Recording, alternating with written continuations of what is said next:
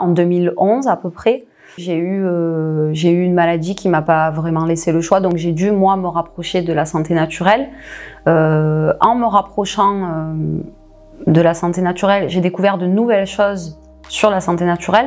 Ça m'a permis à moi justement de commencer à aborder mes émotions, la façon dont je réagissais et tout ça. Et en fait le déclic ça a été quand j'étais au cœur de ma fonction d'éducatrice spécialisée, parce que je voyais bien que les réactions des individus ne nous permettaient pas de remplir notre mission ou nos fiches de mission ou nos fiches de poste même parfois.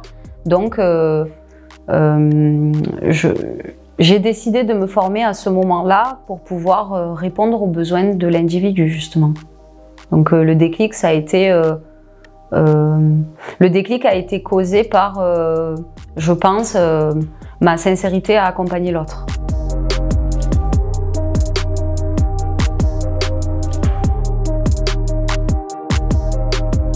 Je m'appelle Sylvana, j'ai 33 ans, je vis en région PACA et je suis accompagnatrice de vie.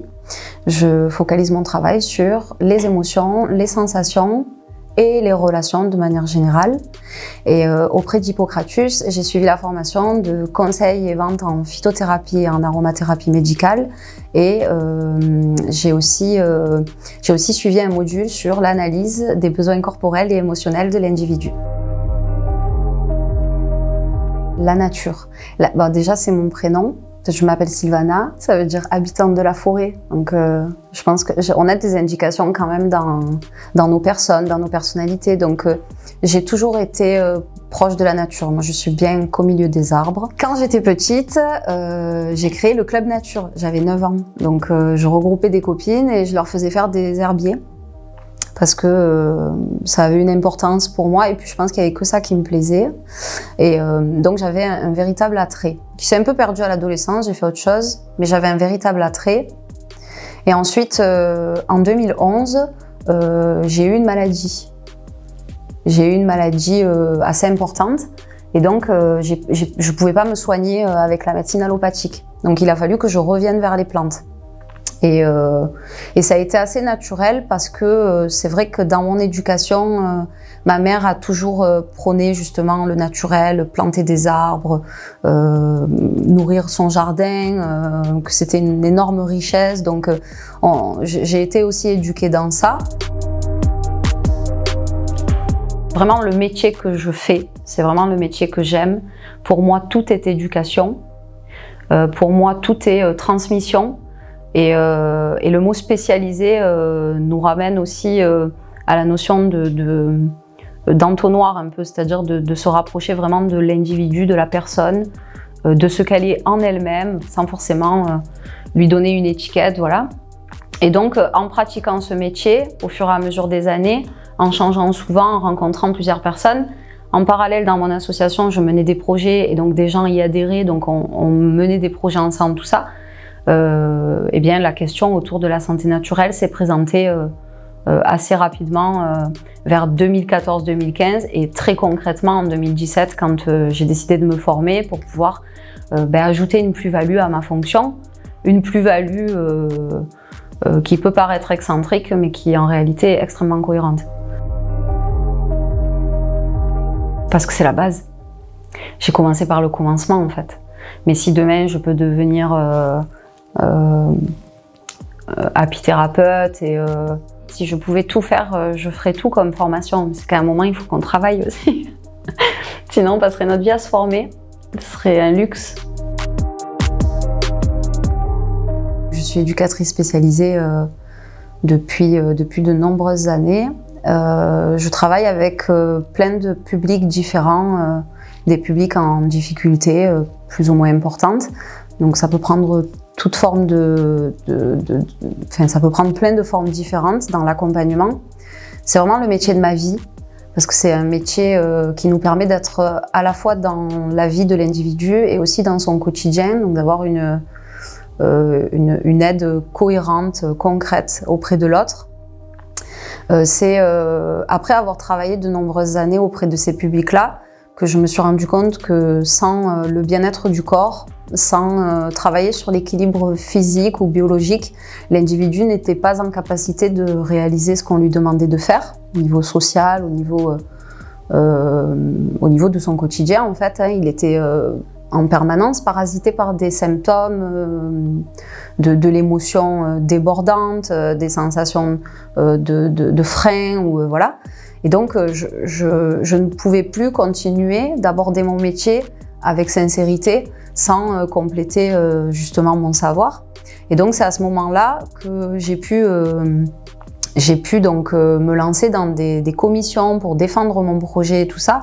Et donc obtenir un financement, j'en parle parce que c'est important, obtenir un financement de l'État aussi pour pouvoir suivre une formation en santé naturelle, pour pouvoir travailler auprès de l'autre avec une vraie sincérité. Donc j'ai suivi la formation de conseil et vente en phytothérapie et en aromathérapie médicale, ce qui m'a permis de comprendre l'individu au-delà de ses difficultés sociales.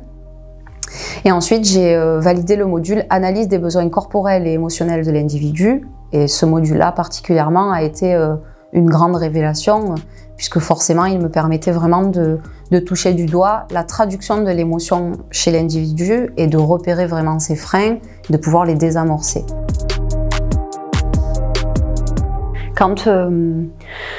Quand j'accompagne une personne, généralement, elle vient à moi pour un problème qui se déroule dans une situation de sa vie. Donc, elle va être en difficulté dans une situation donc soit sentimentale, une situation familiale. C'est toujours quelque chose d'humain, du quotidien, voilà. Et en fait, très vite, on se rend compte que cette personne ne gère pas parce qu'elle ne parvient pas à gérer ses émotions, donc elle n'arrive pas à réagir de la bonne façon, elle n'arrive pas à acter de la bonne façon. Aujourd'hui, ce qui nous est proposé, c'est par exemple, lorsqu'on ne se sent pas bien et qu'on n'arrive pas à désamorcer ses réactions, c'est de consommer des anxiolytiques, des antidépresseurs, parce que forcément que ce que peut générer le stress, ce que peut générer l'émotion dans l'individu peut être solutionné par ces traitements-là. Et parfois, ces traitements-là nécessitent d'être utilisés. Pour certains profils, les choses peuvent être équilibrées à travers des changements de comportement, mais aussi la consommation de certaines huiles essentielles.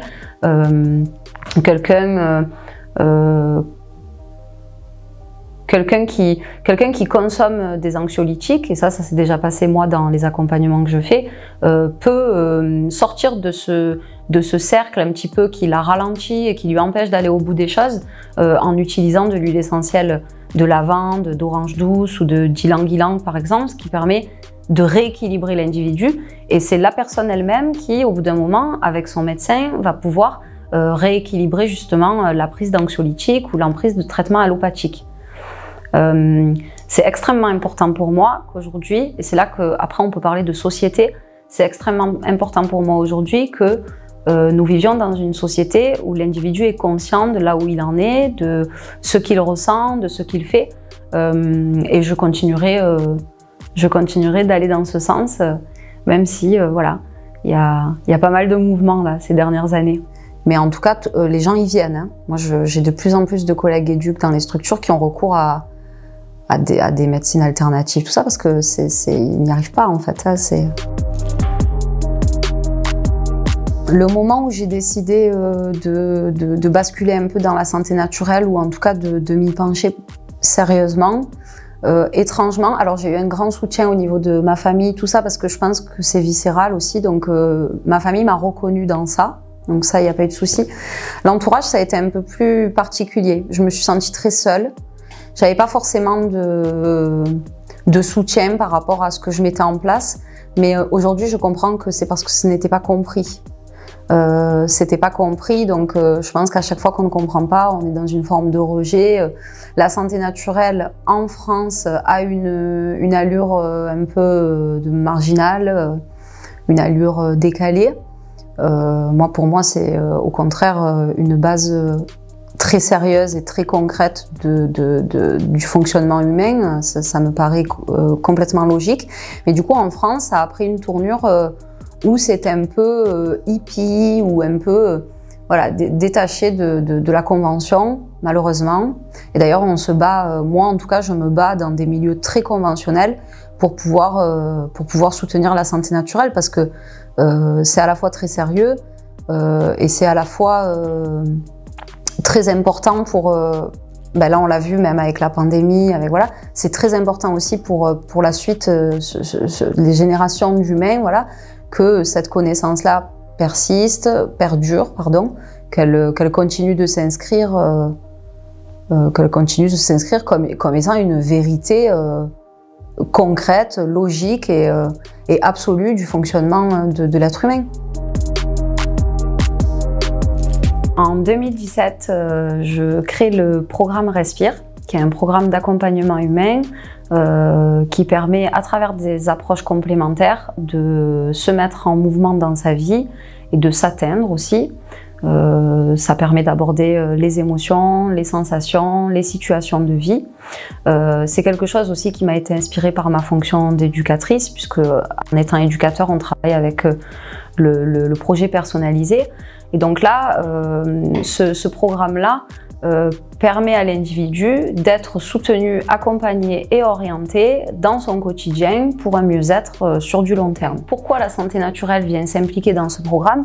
Parce que mon but était aussi de permettre à l'individu de s'éloigner de traitements allopathiques, notamment au niveau des émotions, donc ce qui relève des anxiolytiques, des antidépresseurs, parce qu'en santé naturelle, donc, on dispose d'un certain nombre de produits et de plantes qui nous permettent, pour certains profils en tout cas, qui nous permettent de répondre